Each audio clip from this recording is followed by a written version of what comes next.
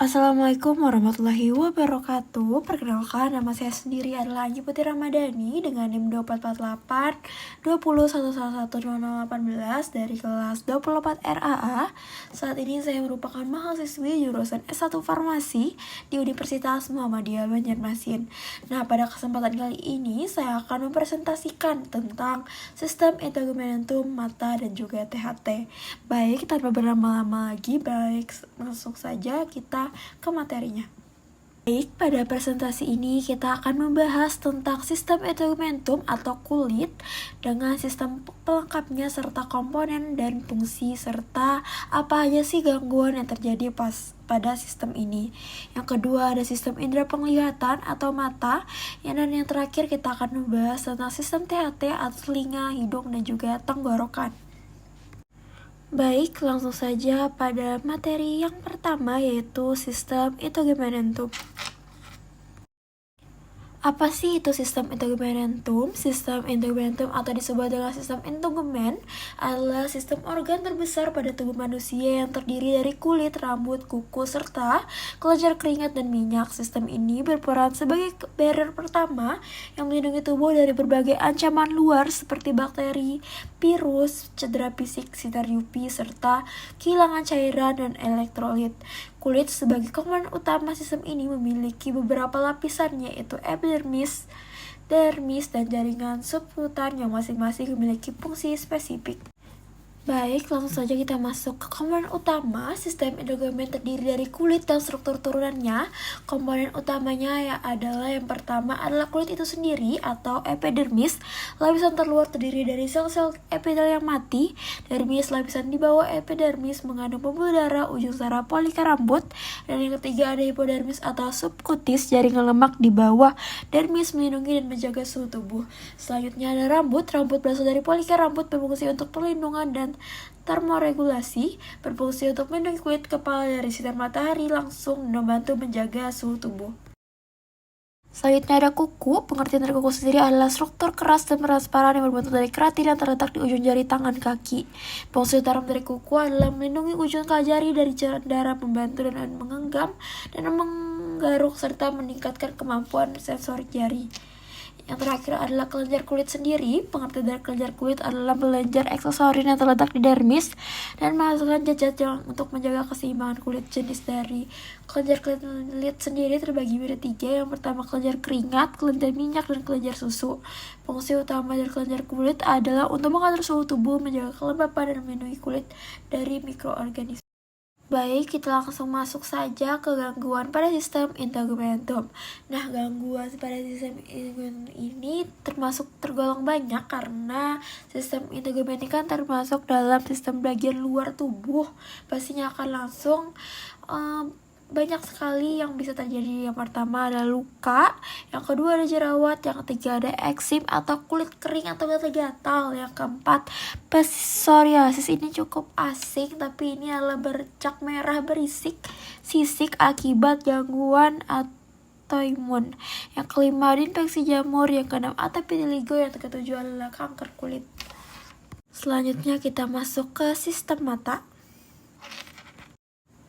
Definisi dari mata sendiri adalah organ sensorik utama pada manusia berfungsi untuk menangkap dan memproses cahaya sehingga memungkinkan terjadinya proses penglihatan. Mata bekerja dengan cara memfokuskan cahaya yang masuk melalui berbagai struktur optik lalu mengubahnya menjadi impuls listrik yang kemudian menjadi impuls listrik dikirim ke otak melalui saraf optik untuk diinterpretasikan sebagai gambar visual. Baik, selanjutnya kita masuk ke bagian dalam mata. Yang pertama ada kornea selaput bening yang melindungi mata bagian depan dan sebagai tempat masuknya cahaya ke dalam mata. Yang kedua adalah lensa untuk memfokuskan cahaya. Yang ketiga ada otot siliaris. Otot terdekat lensa berfungsi mengubah bentuk lensa mata. Yang keempat ada retina atau selaput jala. Selaput paling dalam peka terhadap cahaya yang berfungsi menerima cahaya dan menyampaikan informasi ke saraf mata. Yang terakhir adalah saraf mata untuk meneruskan sinyal bayangan dari retina dan menghubungkan ke bagian khusus di otak.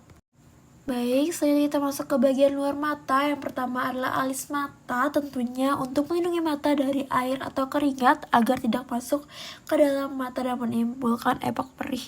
Yang kedua ada bulu mata, melindungi mata dari bagian asing. Yang ketiga ada pupil, tempat masuknya cahaya dan mengatur jumlah cahaya yang masuk. Yang keempat adalah lipatan atau kelopak mata, melindungi bagian depan kepala mata dan membasahi bagian depan mata, bagian air mata saat mengedip.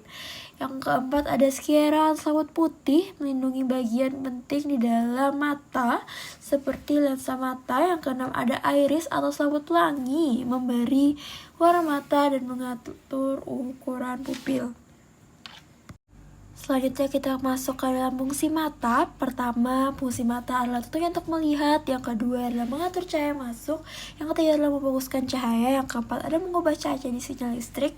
Yang kelima mengirim sinyal ke otak. Yang keenam menentukan warna dan bentuk. Yang ketujuh menyesuaikan pencahayaan. Yang ke-8 menjaga keseimbangan. Yang ke-9 membantu koordinasi gerak.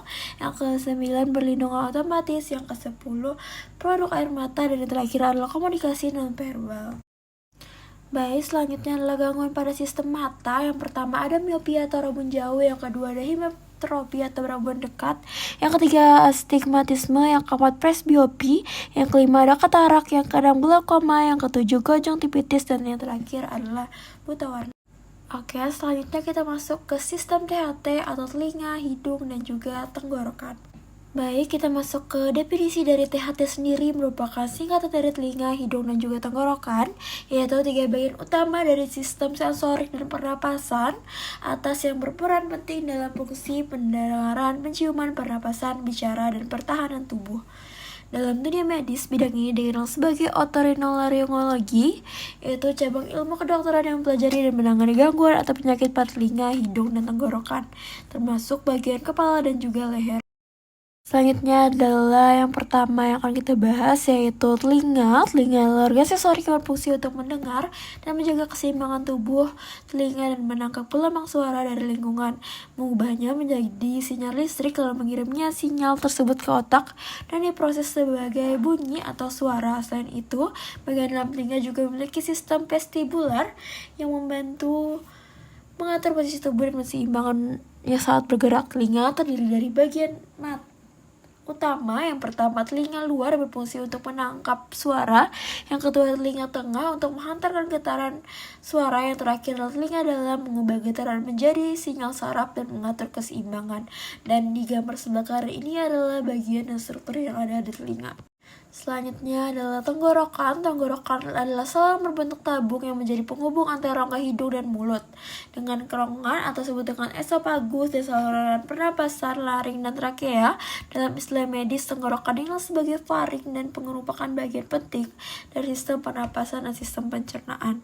Tenggorokan berfungsi sebagai jalur masuknya udara ke paru-paru dan makanan atau minuman ke lambung. Di dalamnya juga terdapat laring, kotak suara, dan berperan dalam produksi suara saat berbicara.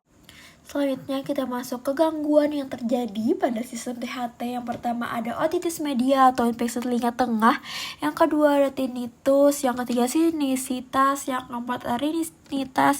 Yang kelima faringitis. Keenam tonsilitis. Ketujuh laringitis. Dan ke-8 vertigo.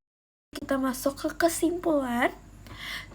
Kesimpulan dari presentasi yang sedang saya lakukan yaitu sistem integumentum mata dan THT atau telinga, hidung, tenggorokan merupakan bagian penting dalam anatomi fisiologi manusia, juga memiliki peran vital dalam perlindungan, penginderaan, dan komunikasi.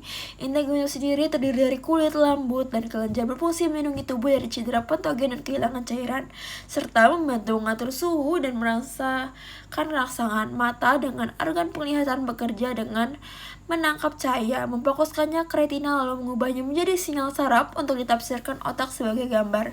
Sistem THT mencakup telinga yang berfungsi untuk pendengaran dan keseimbangan, hidung untuk pernapasan dan penciuman, serta tenggorokan sebagai jalur udara dan makanan serta mengakses suara melalui pita suara.